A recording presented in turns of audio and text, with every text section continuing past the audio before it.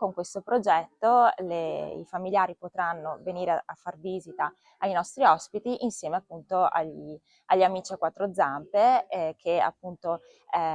porteranno appunto ulteriori emozioni e ulteriore calore all'interno della nostra struttura. Se da oggi al Bombozzolla di Fara di Soligo familiari e pazienti possono entrare con il loro animale d'affezione, bisogna dire grazie a Lola, un pastore australiano, e al suo padrone Piero, che non voleva separarsene una volta entrato in struttura.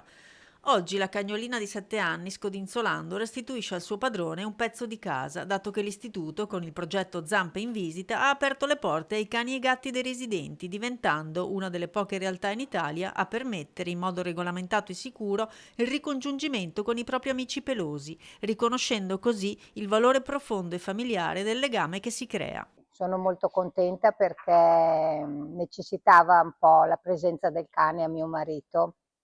perché la cosa che mi chiede quando arrivo è sempre come sta la Lola,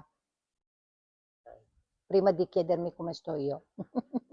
Ringrazio il Bombozzola che ci ha dato questa possibilità, che così ogni tanto mi sento più serena a accontentare mio marito che vede il suo cane, che vale più della moglie.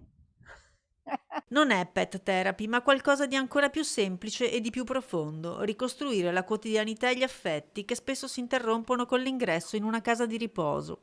In pochi incontri Lola è già diventata la mascotte del Bombozzolla e ha aperto la strada a tutte le altre richieste, perché a volte basta una zampa che si posa su una mano per far riaffiorare ricordi, serenità e il calore di una famiglia, quella che sempre di più oggi è costituita anche dai non umani. Un progetto che nasce dall'idea, da noi appunto sempre perseguita, di ricreare quanto più possibile all'interno della nostra struttura, che per noi è la casa dei nostri ospiti, un ambiente il più possibile familiare e ospitale.